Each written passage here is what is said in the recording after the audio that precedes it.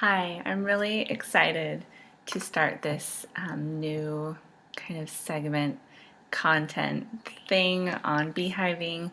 It's called Theramonials, and it is basically a testimonial of experiences in therapy. And I'll be interviewing different people from all walks of life, people I know either in my personal life or from work, or maybe people I just have noticed online or out in the real world and kind of admired and found out they were in therapy at some point in their lives. And I'm just asking them all the same several questions to kind of debunk and de-taboo this idea of seeing a therapist and seeking mental health care. But the first thing, the natural place to start is with my own Theramonial. So I'm going to go ahead and read off the questions and then answer them. So I'm kind of interviewing myself, which I've never done before. Bear with me. I hope this helps all of you who are curious about therapy or maybe have a stigma about seeking therapy and would rather kind of feel like it's a real option and not something to be ashamed of. So the first question, what made you curious about therapy? For me, I didn't really think about therapy until I was in my early 20s, and it was something that came of a really hard time in my life. I was a brand new newlywed.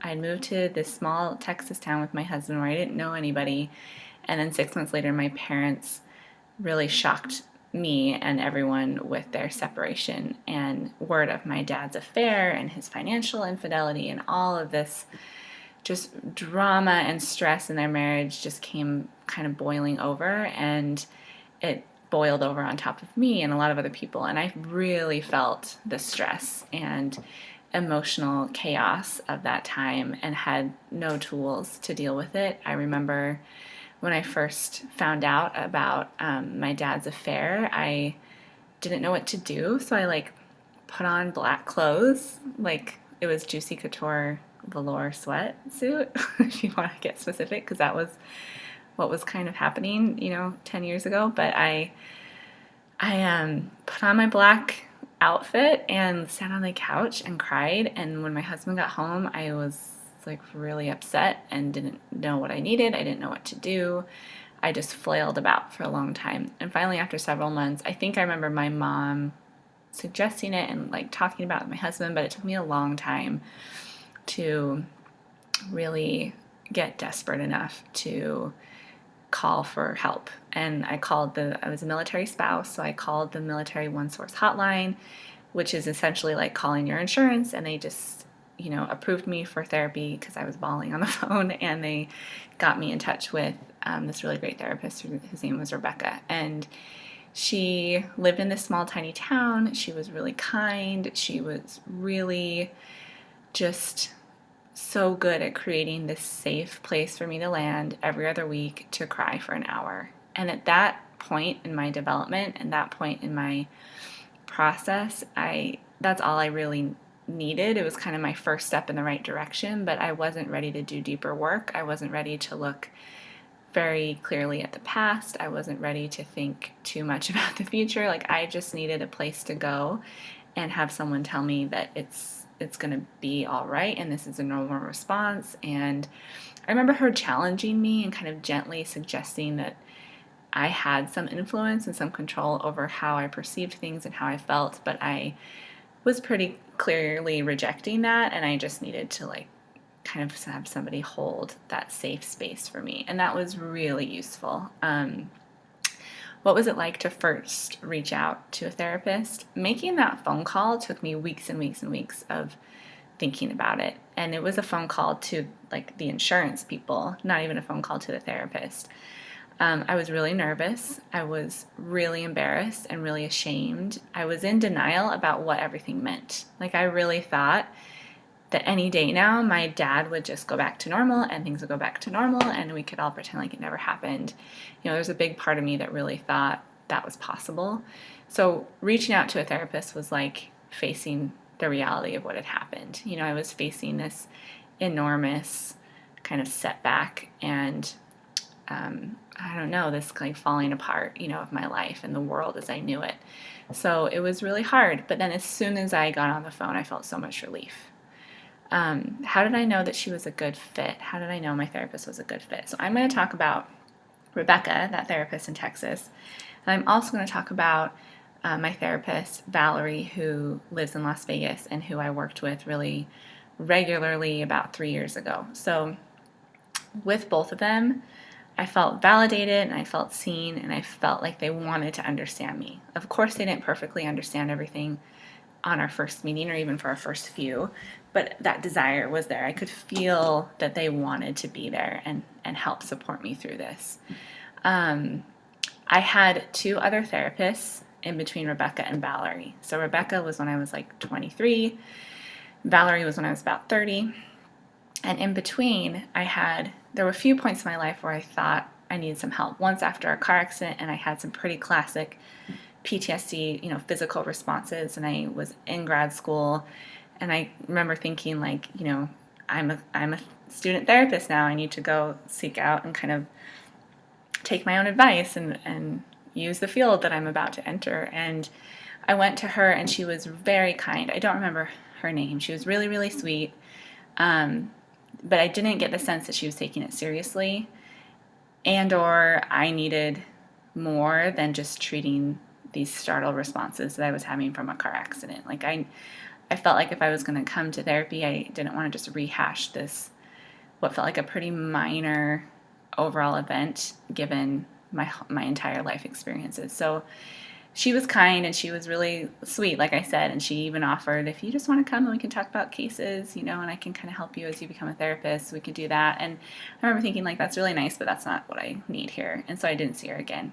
And then maybe a year or 2 later, my husband was getting ready for his second deployment, or maybe it was his first deployment, I'm sorry. And I didn't know what to do. I didn't know how to handle it. I didn't know how to prepare, but I was, again, a student therapist. So this was only like 9 months later, sorry.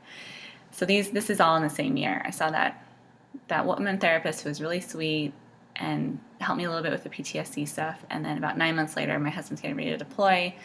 And again, I thought, I'm in grad school to be a therapist. This is what you're supposed to do when you have a problem, like go get therapy. So we went together for, I think, twice, maybe 3 times. And the sense I got from him was that he just didn't get it and didn't care to get it. And he was really minimizing about military experiences and deployments. And because Andrew's deployment was 4 months long and not a year or longer, he was really dismissive about the significance of it. So I went 2 or 3 times just kind of feeling like out of duty and like, please help us, but it wasn't a good fit. And it felt like the final straw was when I called to try to schedule one last session before Andrew was leaving, and he never called me back to schedule. And I just remember thinking like, oh, he doesn't care. Like, not only does he not care to understand us or understand the impact this is having on us, he doesn't even care to call and schedule us. Like, we're not even worth him trying to get another hour of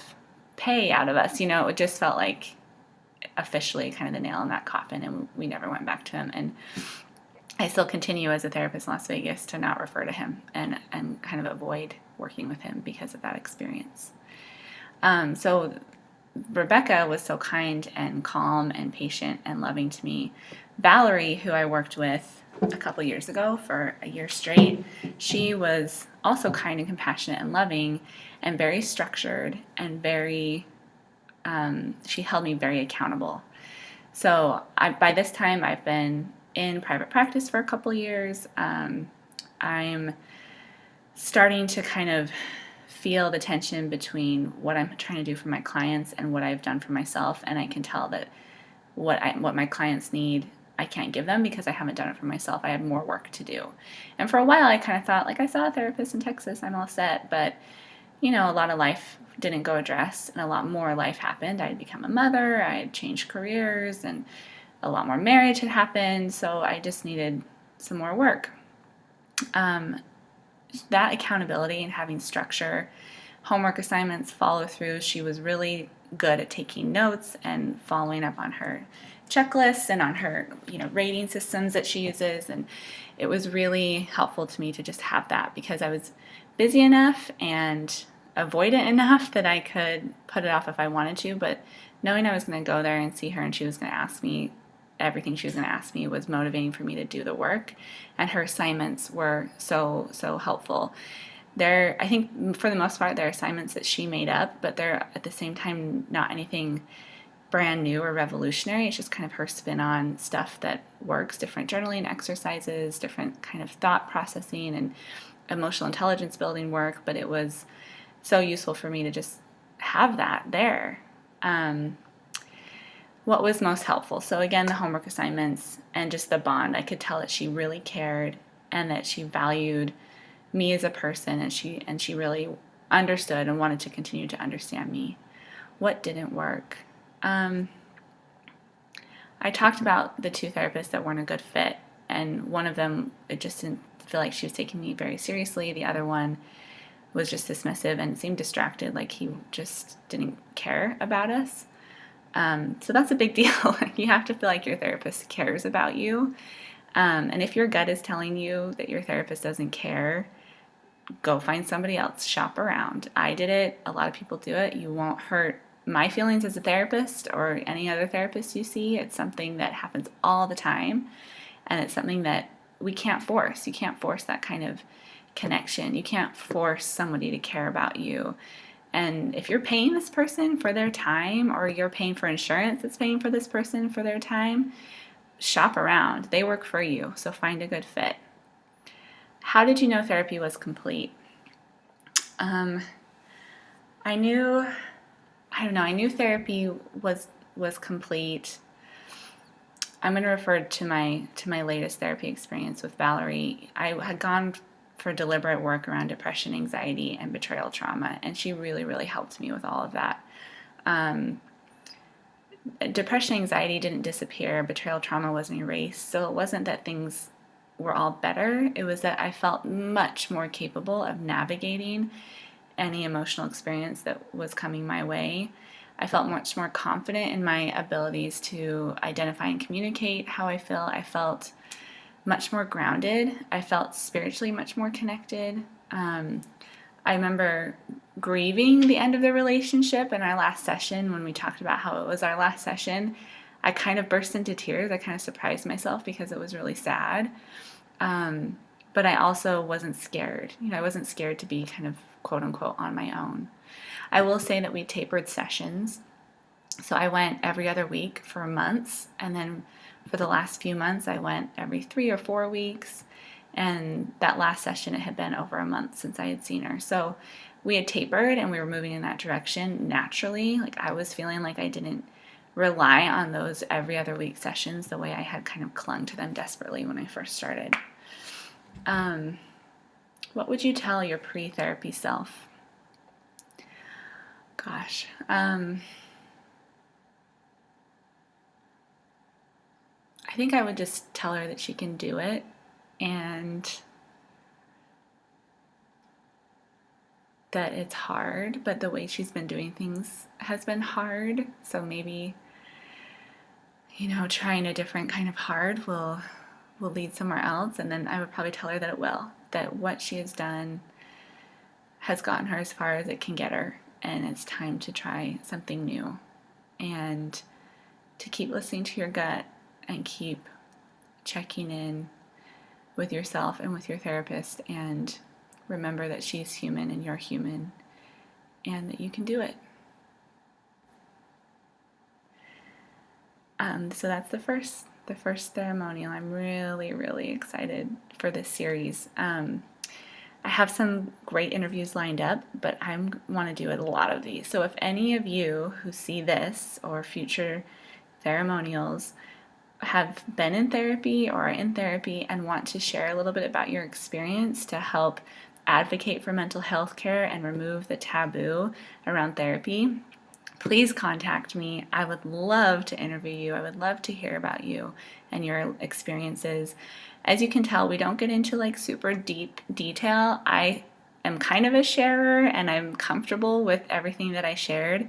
You will not be asked to share anything that you don't want to share. You will not be asked to, you won't be pressed for details or giving us any sort of dirt behind your life. That's not what this is about. This is about You, a normal human being needing mental health care like almost every single normal human being does at some point in their lives, and being brave and courageous enough to share about your needs and your experiences in therapy. So I'd love to hear from you. And even if it was negative, even if you really hated therapy, reach out. I would love to interview about that, and we can talk more about that and what impact that has on advocacy and the taboo around seeking help. So get in touch, contact me. I'd love to hear from you. Thank you so much for being here.